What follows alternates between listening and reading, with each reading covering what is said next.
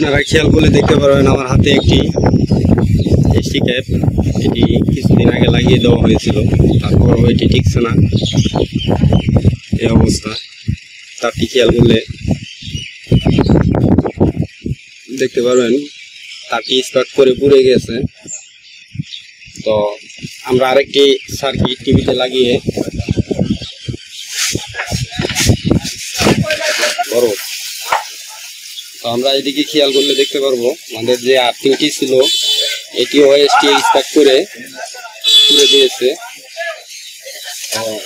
নিচের দিকে লক্ষ্য করলে আমরা ওই আর্থিংটি দেখতে পারবো কি পুড়ে গেছে।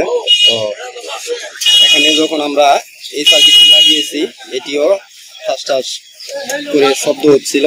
তো আমরা এটি ভিডিও করা হয় না সুন্দর। তো আমরা এই এসটি ক্যাপটি লাগানোর পরও এটি ঠাস ঠাস শব্দ হচ্ছে, তার মানে আমাদের টিউব কোনো ঝামেলা নেই, তারপরও টিউবটি এরকম শব্দ হচ্ছে। এটি কেন হয় আমি আজকের ভিডিওতে আপনাদেরকে সম্পূর্ণভাবে দেখিয়ে দিব। তো আপনারা আমার এই ভিডিওটি দেখলে অবশ্যই এই কাজটি সম্বন্ধে বেশ ভালো আইডিয়া পাবেন। আমরা একটি টিস্যু দিয়ে পুরোটা টিউব এইভাবে সুন্দর করে মুছতে ক্লিন করে নিব। প্রয়োজন হলে আমরা একটু কেরোসিন ব্যবহার করে টিভিটিকে সুন্দরভাবে ক্লিন করব টিউবটিকে।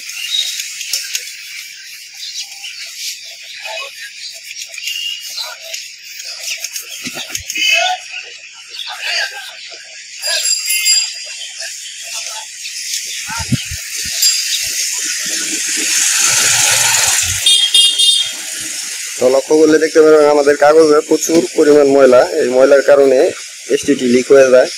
তো আমরা টিউবটি যথাসম্ভব কেরোসিন দিয়ে পরিষ্কার যদি করি তাহলে আমাদের টিউবটি আর কখনো এইভাবে এসটি লিক করবে না। সেক্ষেত্রে আমরা যদি ফ্লাইব্যাক চেঞ্জ করে দেই তাহলেও এই সমস্যাটি হবে না। আমরা এই টিভিটি ইতিপূর্বে 2বার ফ্লাইব্যাক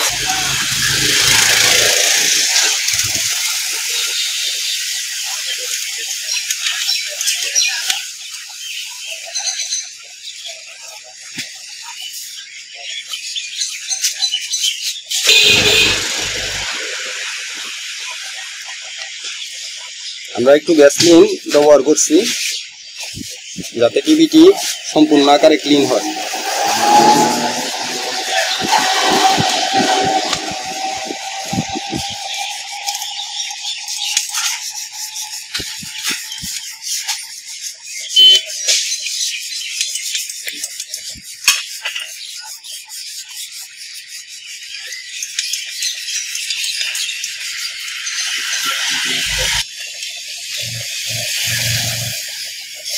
আমরা এখন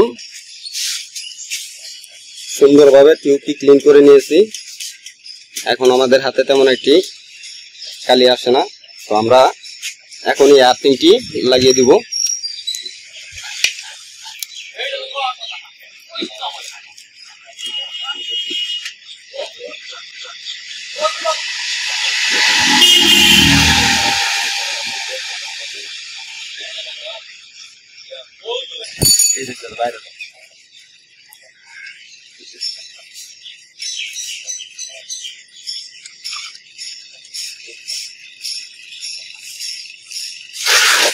পাল্টে নিব, যেহেতু এটি কয়েকবার করে পাল্টে দেওয়া হয়েছিল তারপরও টিকে না। তো আজকে আমরা এই ফ্লাইব্যাগটি পাল্টে দিব, আশা করি তারপর আর এই সমস্যা হবে না।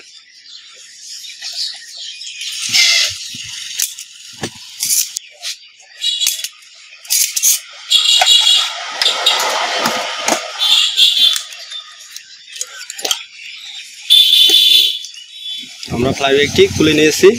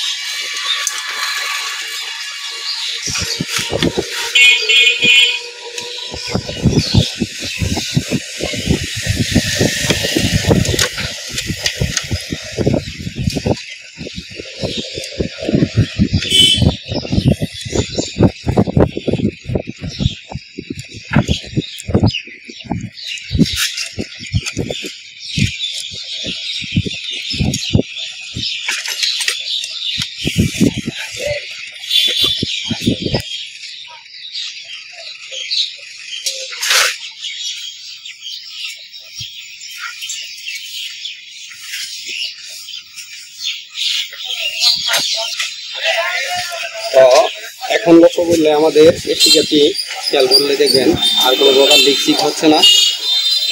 তো আপনারা এইভাবে চাইলে একটি টিভি সম্পূর্ণ আকারে ওকে করে নিতে পারেন, আর আসবে না। তো ভিডিওটি কেমন লেগেছে অবশ্যই কমেন্টে জানিয়ে দিবেন। সেই সাথে ভিডিওটি ভালো লাগলে অবশ্যই আমার চ্যানেলটি সাবস্ক্রাইব করে আমার সাথে থাকবেন। আমি আমার চ্যানেলে এরকম অনেক ভিডিও দিয়ে থাকি মেকারি রিলেটেড।